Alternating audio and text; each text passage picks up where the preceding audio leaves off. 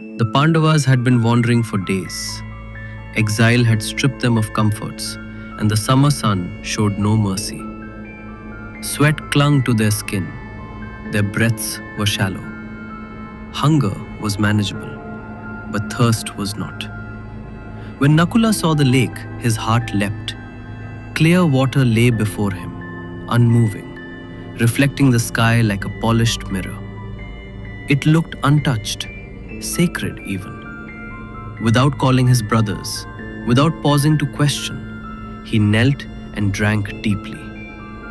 Before the second breath could escape his chest, his body stiffened. Nakula collapsed, silent, still. Sahadeva came searching. He found his brother lying motionless, and panic clouded his reason.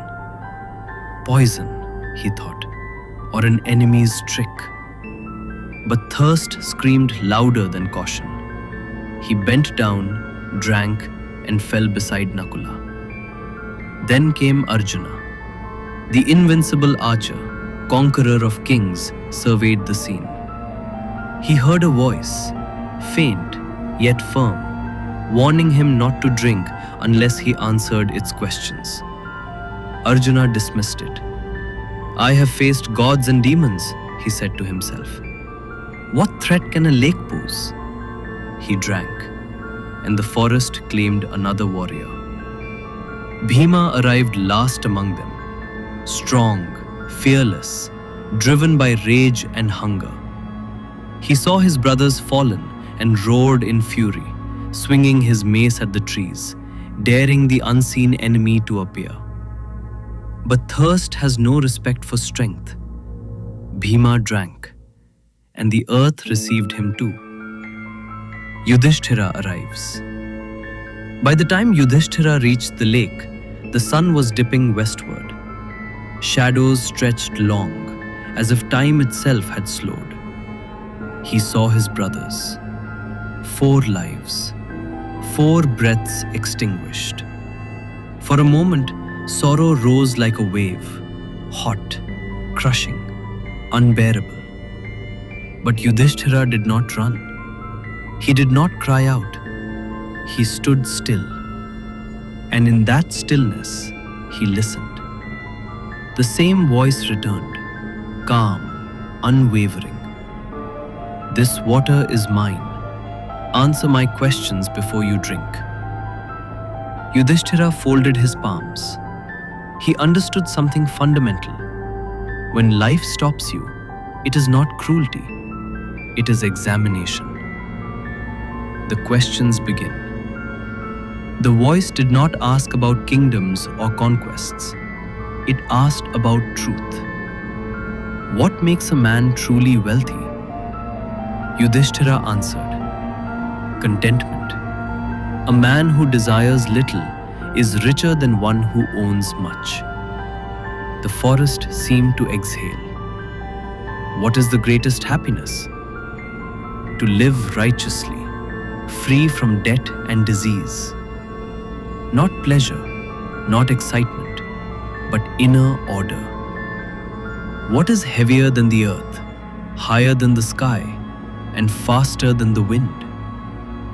A mother's love is heavier than the earth. A father's character is higher than the sky. The mind is faster than the wind. Here, the Yaksha paused, because these were not memorized answers. They came from observation of life. Then the Yaksha asked quietly, what is the most astonishing thing in this world? Yudhishthira looked again at his brothers and said, every day, beings witness death, yet each one believes he will not die. Not fear, ignorance. Humans live as if time owes them tomorrow. The Yaksha pressed harder. Scriptures disagree. Sages argue. Truth seems hidden. Then what is the path? Yudhishthira replied, the path walked by the noble. Not theories, not debates. Watch how steady souls live. Satisfied, the Yaksha offered a bargain. I will return one brother to life. Choose. Yudhishthira's chest tightened. Bhima, his protector. Arjuna, his hope for victory. Yet he chose Nakula. When questioned, he said, "My mother Kunti has me. Madri must not be left childless. Dharma cannot be partial." In that moment, Yudhishthira sacrificed personal attachment for moral balance. The Yaksha revealed himself as Dharma. All brothers rose, breath returning like dawn after night. No cheers followed, no celebration. They drank water and continued their journey. This isn't a tale about a lake. It's about pauses. The pause before impulse. The pause before desire. The pause before reaction. Happiness, the Itihasa says, is not loud joy. It is the quiet strength to choose rightly, even when desperate.